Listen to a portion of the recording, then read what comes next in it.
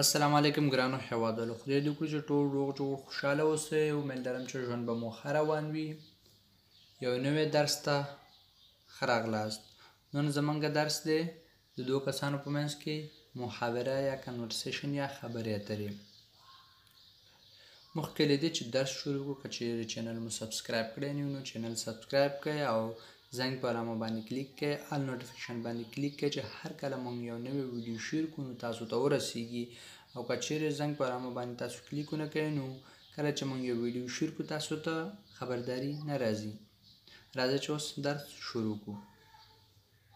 Abdullah, bonjour, tu as bien dormi? Bonjour, tu as bien dormi?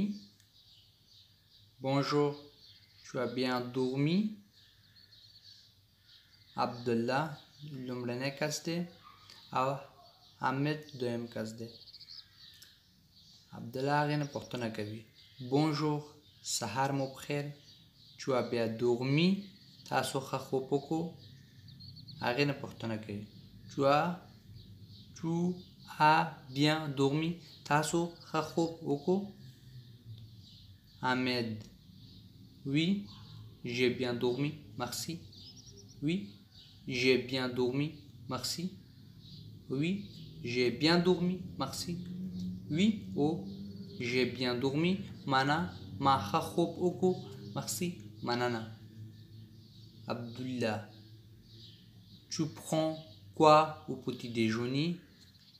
Tu prends quoi au petit déjeuner? Tu prends quoi au petit déjeuner? تاسو په سهار چای کې څه خورئ؟ یعنې څه اخلئ. tu prends معنا تو اخلي، quoi څه، au petit déjeuner یعنې په سباناري کې یا په سهار چای کې. petit déjeuner معنا د سهار ډوډۍ. Ahmed, ah il y a quoi? ah il y a quoi? ah il y a quoi؟ یعنې هغې نه پوښتنه کوي چې تاسو په سهار څه هغه وویل چې سهار چای کې تاسو څه خورئ، دا ورته ووایي چې دلته څه دي، یعنې سبناري لپاره څه لرئ. il y a quoi معنا څه دي، څه شته. Abdullah, alors du thé, du café, il y a aussi du lait, du pain, du beurre, de la confiture, de fraises et il y a aussi du miel, des yaourts. Alors, du thé, du café, il y a aussi du lait, du pain, du beurre, de la confiture de fraises et il y a aussi du miel, des yaourts. Alors, du thé, du café, il y a aussi du lait, du pain, du beurre, de la confiture de fraises et il y a aussi du miel, des yaourts. Alors, maintenant, du thé, chai, du café, قهوه، il y a aussi او دلته هم شته یعنې هم لرو، دولې شده هم لرو، du pain ډوډۍ، du beurre کوچ، de la confiture de fraises او د توت زمیني مربا هم لرو. de la confiture de fraises د توت زمیني مربا. et il y a aussi او دلته هم شته du miel شات یا اصل، د یاوخت او ماسته یا ماس ورته وایي، د یاوخت معنا ماس هم شته. صحیح شو. دا شیان وایي سهار چای لپاره موږ لرو. Ahmed, je vais prendre du pain avec du miel. je vais prendre du pain avec du miel. je vais prendre du pain avec du miel. je vais prendre du pain avec du miel. زه به اخلم ډوډۍ د شاتو سره.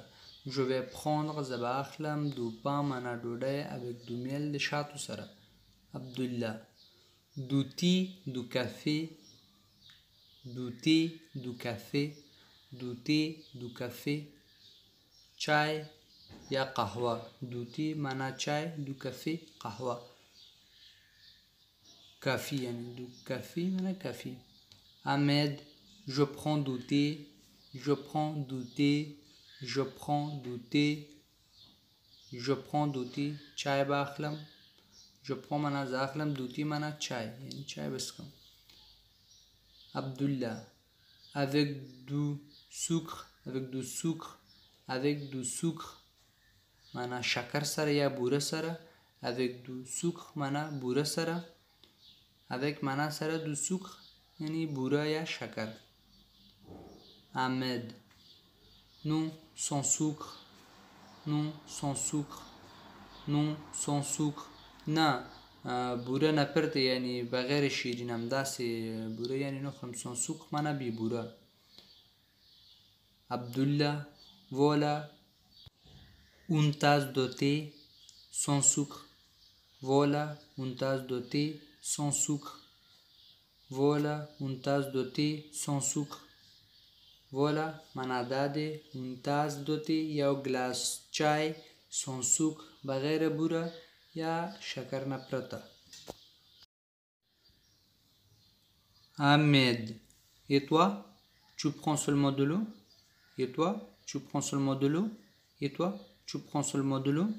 او تو یوازې اوبه اخلي یا یوازې اوبه څښې؟ Et toi او تو tu prends معنا تو اخلي seulement یوازې de l'eau اوبه.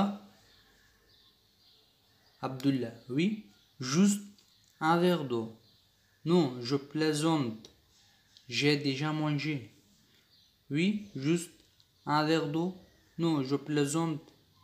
J'ai déjà mangé. Oui, juste un verre d'eau. Non, je plaisante. J'ai déjà mangé. Ou یو ګلاس اوبه. نو ټوکې کومه ما مخکې خوړلی دی. وی معنا او juste un verre d'eau یو ګلاس اوبه. نو نه je plaisante زه ټوکې کوم یا ګپ لګوم. j'ai déjà mangé ما already یا مخکې نه خوړلی دی. j'ai معنا j'ai déjà mangé ما مخکې خوړلی دی.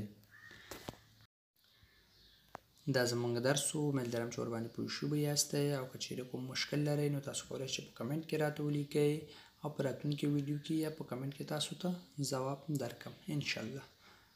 او مخکې ما یو ورځ بعد تاسو سره درس شیر کوو، خو په دې ورځو کې رمضان دی او لږ مصروفیتونه زیات دي، نو دا درسونه لږ لیټ کېږي.